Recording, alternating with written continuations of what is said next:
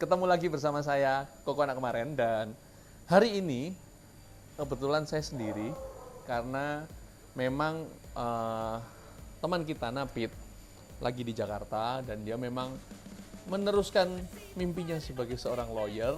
Dia kan fresh graduate lawyer dan dia diterima di salah satu law firm di Jakarta dan sukses buat dia.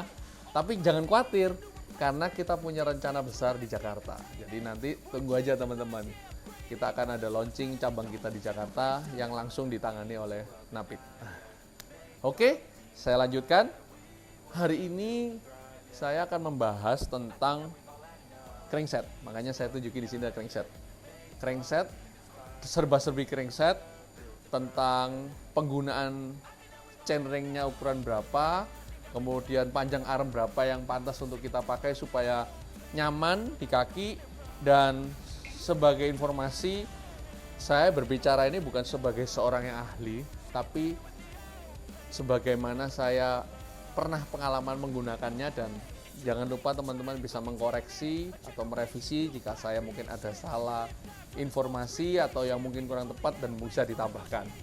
Oke, kita lanjut ya teman-teman.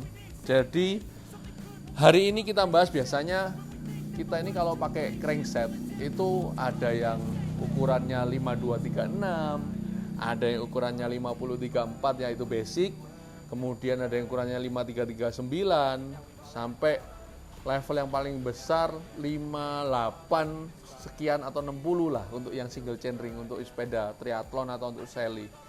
Jadi kebetulan saya bahas sekarang ini untuk road bike dulu ya. Nanti kalau waktunya nutut saya akan bahas tentang untuk sally sekalian. Jadi untuk road bike biasanya standarnya kita dapat di 5034 ya kan.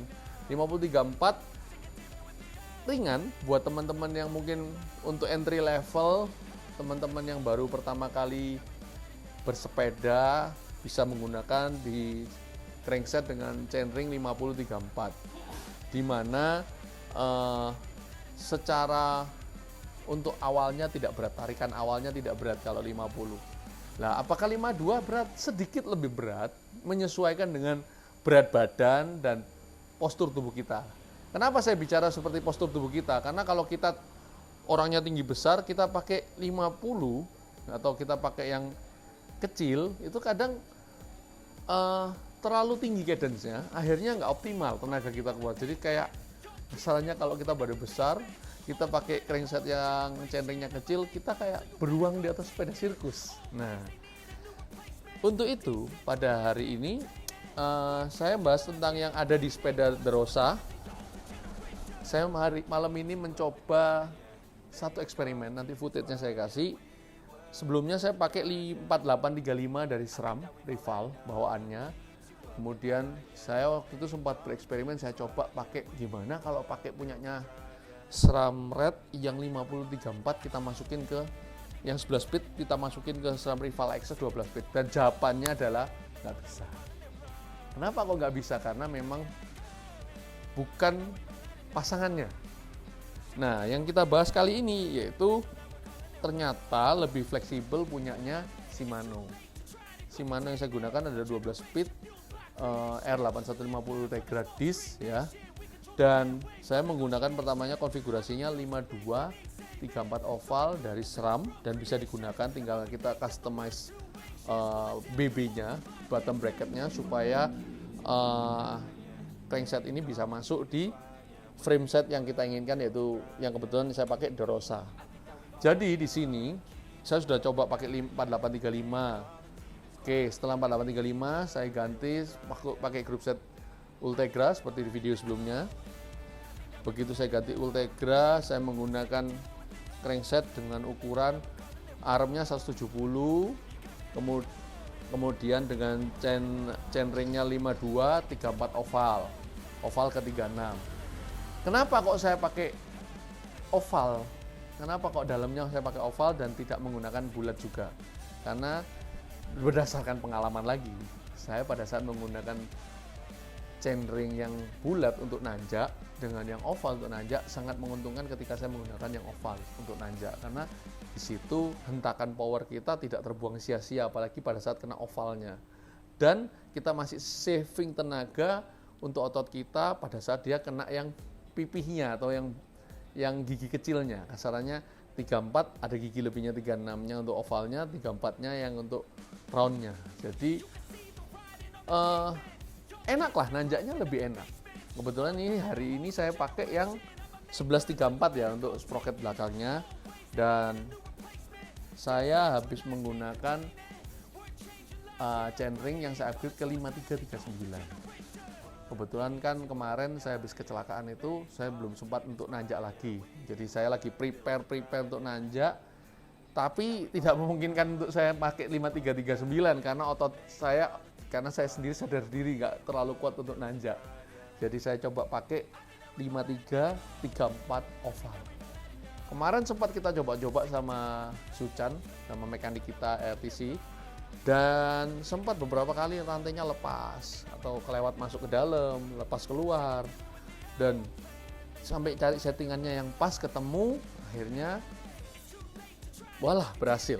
Jadi kita pakai extra light 53 dan dalamnya pakai 34 oval dari rotor, dan menyenangkan teman-teman karena settingannya itu sudah kita sesuaikan.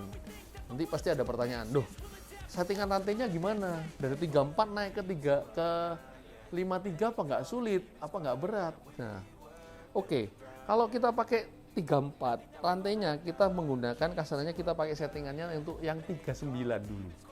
Jadi pakai yang 39 sehingga panjang rantai tidak akan salah motong atau terbuang sia-sia. Sehingga pada saat kita nanti waktu setting dengan 34 oval tidak akan banyak rubahan. Kelemahannya apa kalau kita pakai chainringnya 53 dan 34? Oke, kelemahannya kita tidak akan bisa